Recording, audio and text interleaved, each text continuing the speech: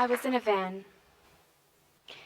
It was small and felt familiar. I was taken up a mountain, one so steep that I thought if we stopped, we might start rolling backward. It came to a halt, and I was told to walk to the top and not stop. Unsure and out of breath, I continued. Eventually, I found myself 300 feet above the trees. And when I looked behind me, the path I took up seemed to have disappeared. I looked down, and all I could see was death by 1,000 jagged rocks. I felt hopeless when I realized that there was no turning back. My palms began to sweat, my knees locked, my muscles seized, and my heart was racing. I felt paralyzed. Though this was my first time about to bungee jump off a canyon in the Swiss Alps, that feeling was terrifyingly familiar. For me, this is what the fear of failure felt like. This paralyzing fear kept me in my own way for many years. As a child, I dropped out of every extracurricular activity that I ever signed up for and avoided sports altogether, at the risk of not being good enough. And as a young adult, I followed the path of my peers, too afraid of what a path of my own could feel like.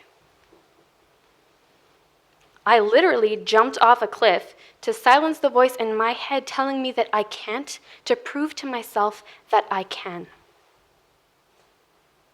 This was a pivotal moment, and it was also the catalyst for developing my proprietary way of goal setting, which is called the Real Goal methodology.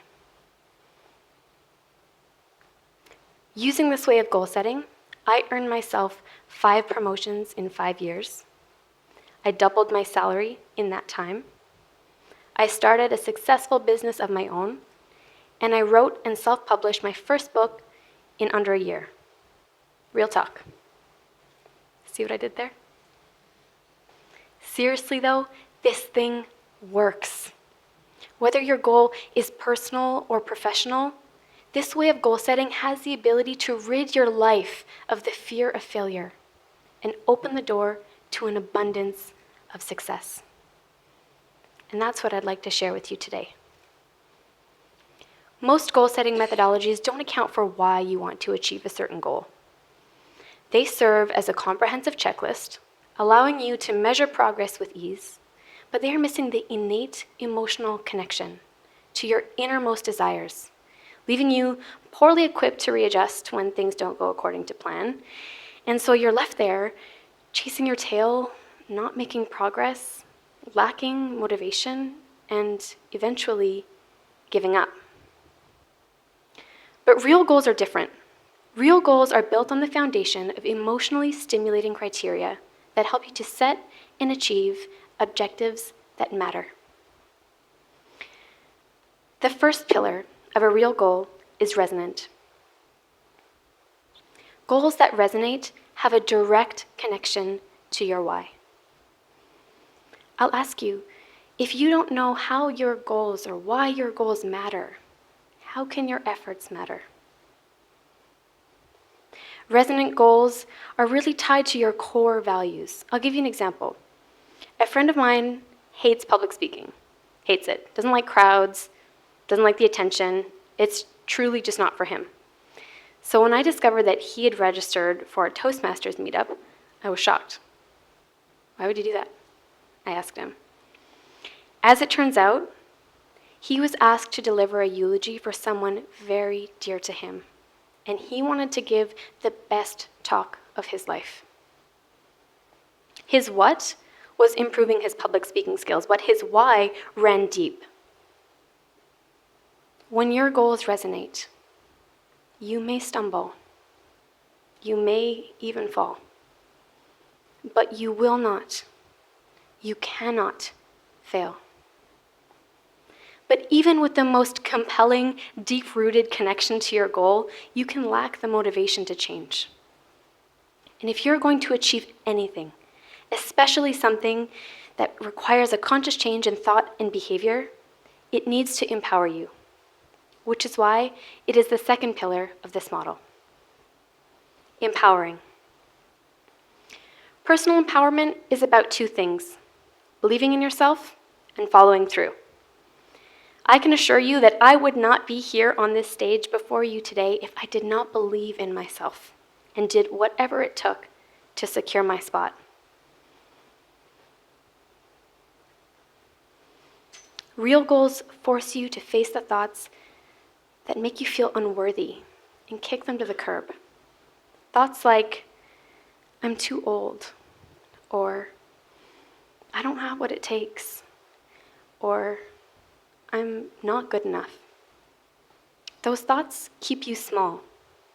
And allow me to remind you that self-sabotaging thoughts do not breed success, but self-empowering ones do. With a real goal, those thoughts are replaced with ones like, I am experienced, and I will learn, and I am enough. You need to understand how you want your goal to make you feel if you're going to properly evaluate what you need to do to make it happen. Which brings us to the follow-through and the next pillar in this model. Actionable. Who here is quick to give up on their goals before they begin to see progress? It's difficult to stay motivated, isn't it? You want to see immediate results, and instead you see this long road ahead and a mountain of a task that is downright intimidating. With your blinders on, you don't see what's waiting for you just around the corner. And you forget that every step, no matter how big or small, but every step forward counts. I work with entrepreneurs and companies who are looking to make that step forward. They're here, they want to get there, but they don't know how to do it. Breaking your goal into actionable chunks takes the guesswork out of what to do next, which ultimately minimizes risks and reduces fear. But it's normal that on your climb, you may get tired. And this is when having identified the lucrativeness of your goal comes in handy.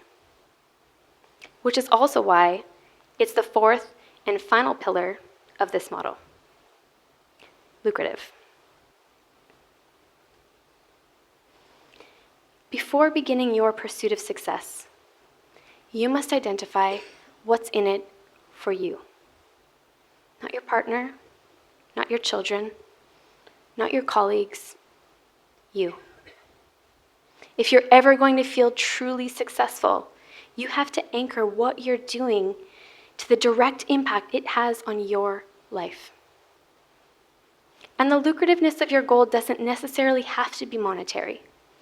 It could mean letting go of past mistakes. It could mean putting an idea into action. Or it could mean learning the new skill that'll get you the promotion. But identifying everything you stand to gain and anchoring that to how you want it to make you feel, you can see everything you stand to lose if you decide to stop climbing.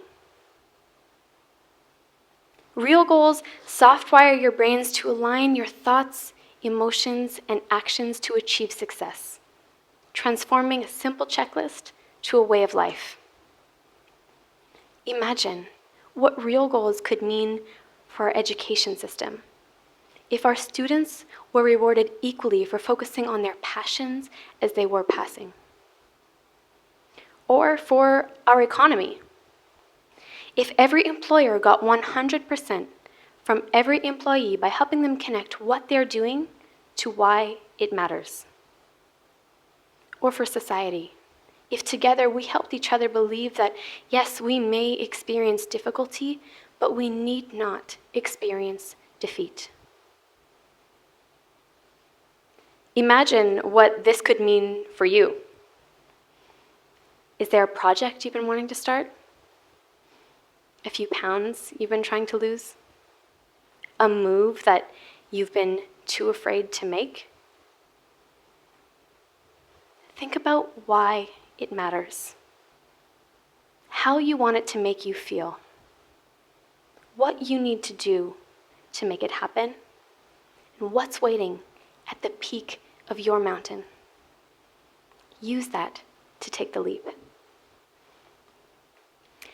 Nietzsche said, "He who has the why to live can bear almost any how." You have your why within you. I've given you tools how. What will you do with a life fear-free?